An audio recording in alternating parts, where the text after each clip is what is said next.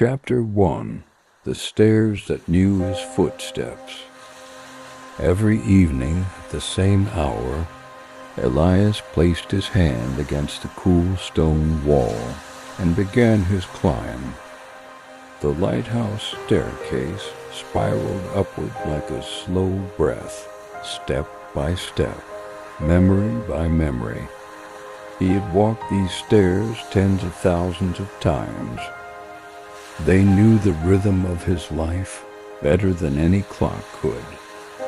The wooden steps creaked softly under his boots, almost as if greeting him. When he reached the top, he pushed open the heavy door, feeling its familiar weight against his shoulder. The lantern sat in the center of the room, like a sleeping heart. Elias lit it carefully, gently, as though waking something alive. Warm golden light expanded outward, filling the tower, stretching across the sea. He always paused then, resting his hands on the railing, watching the horizon.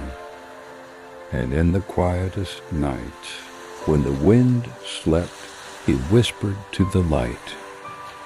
Not words of loneliness, but simply presence. A greeting. A conversation only the sea could hear. For the light had become his only companion after Liana disappeared. Most nights the ocean moved endlessly, waves rising and falling like the lungs of the world. But tonight, the sea held its breath. Elias stepped onto the balcony, and a strange stillness wrapped around him. The water below did not ripple. The surface looked like black glass, perfect, silent, watching. Even the wind withdrew, as if afraid to disturb the moment.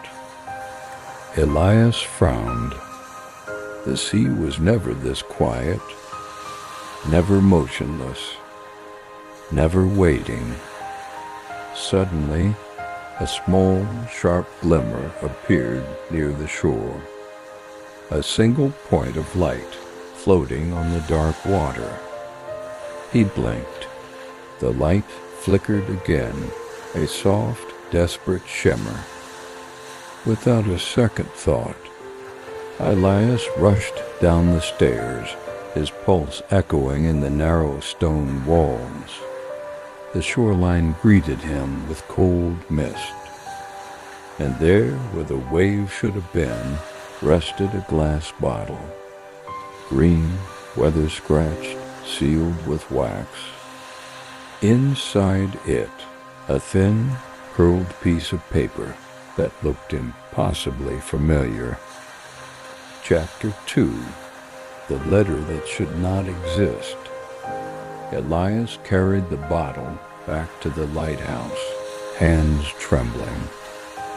He sat beside the lantern's warm glow and pried the wax open with a pocket knife. The cork popped softly. The paper slid out, damp but intact. He unrolled it carefully, and everything inside him stopped. The handwriting, curved, delicate, unmistakable. Liana's handwriting. The woman he had lost. The woman the sea had taken. The woman he had mourned through countless sleepless nights. And on the small sheet of paper were only 5 words. The light knows where I am. Elias felt his breath crumble. His hands tightened on the paper as memories flooded him. Liana laughing by the cliffs. Liana reading on the rocks. Liana watching the lantern glow as if it told her secrets. But she had vanished years ago. Her ship torn apart in a storm. No one survived. So how could this letter be here, Now, after all this time? And why? Why did the ink look fresh? That night Elias could not sleep. He sat beside the great lantern, his eyes fixed on the revolving beam as it swept across the endless dark. Usually the light burned steadily, a reliable guardian. But now it looked different. Warmer, stronger, almost responsive, as though it felt his grief and something inside it awakened. A soft hum vibrated through the glass, just a thread of sound, but enough to make Elias lift his head. Was it the wind? The tower settling? Or something else? He leaned closer, and then he heard it. A whisper, barely a breath, a voice hidden inside the glow. Elias? He staggered back. His heart hammered in his chest. The light swirled gently, and at its center, a faint silhouette seemed to flicker. He blinked, and it was gone. But the whisper lingered, like the memory of a warm hand. At dawn, unable to ignore his thoughts, Elias climbed to the attic. The room smelled of dust and old rope. On a wooden chest lay a small, worn journal he had stopped opening years ago. Liana's diary. He sat on the floor and ran his fingers over the faded cover. She had always carried it with her, writing sketches, notes, quiet dreams.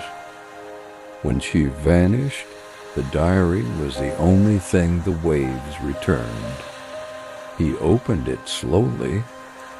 Most pages were blank, as if she hadn't had time to fill them. But in the very center was one sentence, written with more pressure than the others. Light is a doorway. Those who travel the sea see more than those on land. He read the words again, and again, and again. They felt like a message he had never learned how to hear. A message for this moment, for now. Chapter 3. The Woman on the Water. Night returned, with a pale silver moon hanging low over the horizon. Elias lit the lantern as always, but tonight his hands shook. The light burst outward in a calm, warm circle.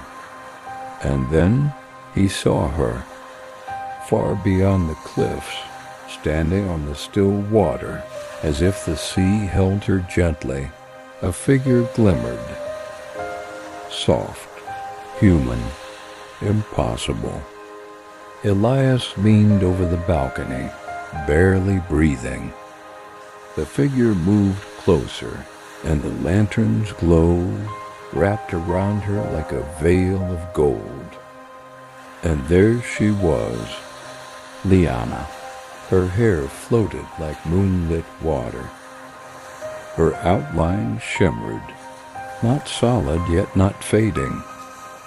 A presence, half light, half memory, fully real. When she lifted her gaze, Elias felt every year of grief fall away. He whispered her name, and the sea carried it to her.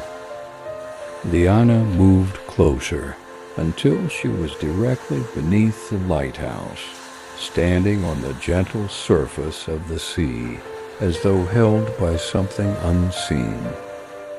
Her voice drifted upward, soft, flowing, like a breeze woven into light. Elias?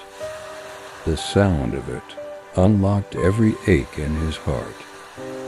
"I guide those who are lost," she said. "I never left." The sea carried me to where the light begins.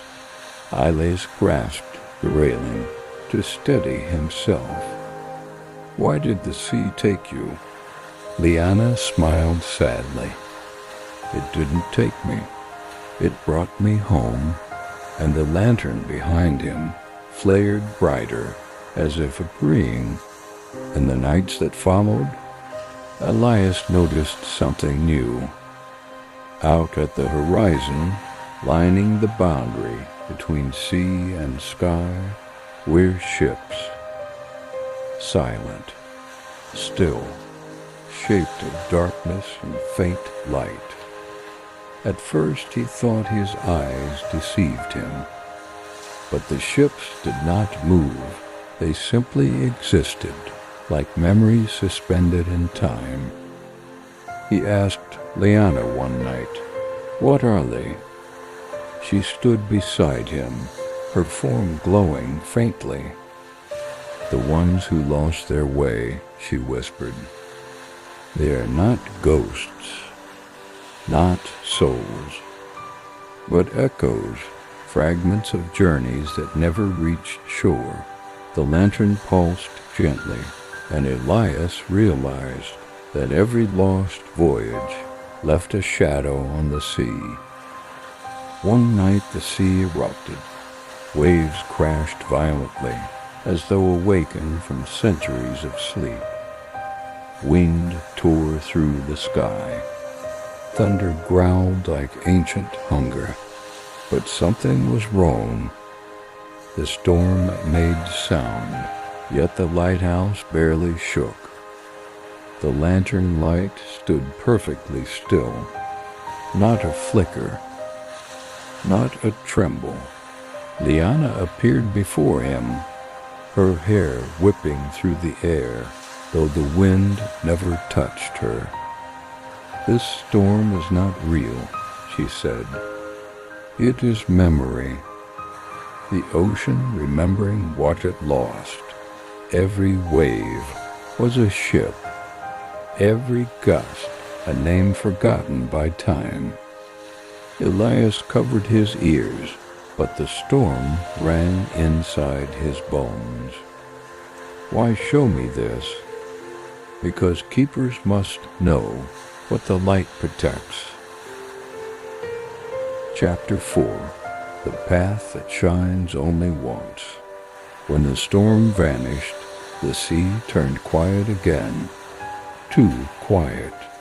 And then Elias saw it. A thin, glowing ribbon stretching from the lighthouse far into the darkness. A path of light set upon the water.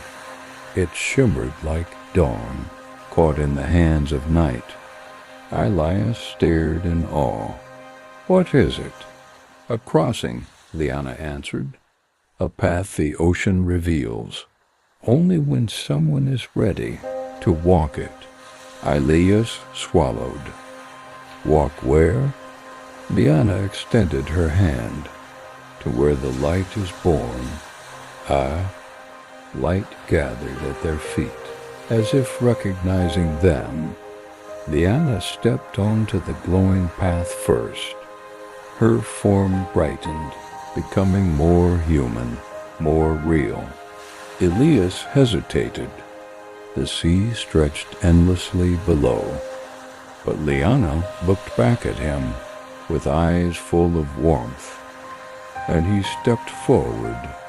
The path held him, firm, warm, solid as stone. They walked together, slowly, each step leading deeper into the horizon. The lighthouse shrank behind them until it was only a star in the distance. Ahead, something vast waited. Shapes emerged from the darkness, tall, luminous, impossible. A city beneath the water, yet rising above its surface. a place built from memory itself. Buildings made of shimmering mist, archways woven from sea foam light, streets that glowed like starlight captured in glass. Isla stared breathless. What is this place? Liana touched his arm gently. The city of lost voyages, where every forgotten journey lives on.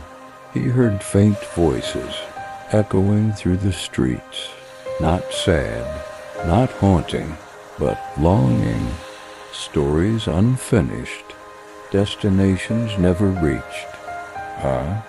At the heart of the city stood an enormous archway, tall as a mountain, shining with warm, living light. Liana's glow brightened as they approached. Every lost traveler comes here, she said. This arch decides whether their journey continues or becomes part of the sea's memory. Elias looked at her. And you? What did it choose for you? She smiled softly. It chose to return me to the light. She placed her hand upon the arch, and it blazed like sunrise rising under water. When they stepped back onto the path, the sky above the real world had already begun to change. A soft blush of morning warmed the darkness. The lighthouse returned into view, its silhouette familiar, welcoming. Liana walked beside him, more solid now, more alive than the shadows they had passed. You are not alone anymore, she whispered, and the light will never be alone again either. As the sun rose above the sea, the lantern inside the lighthouse glowed brighter than any dawn it had ever known.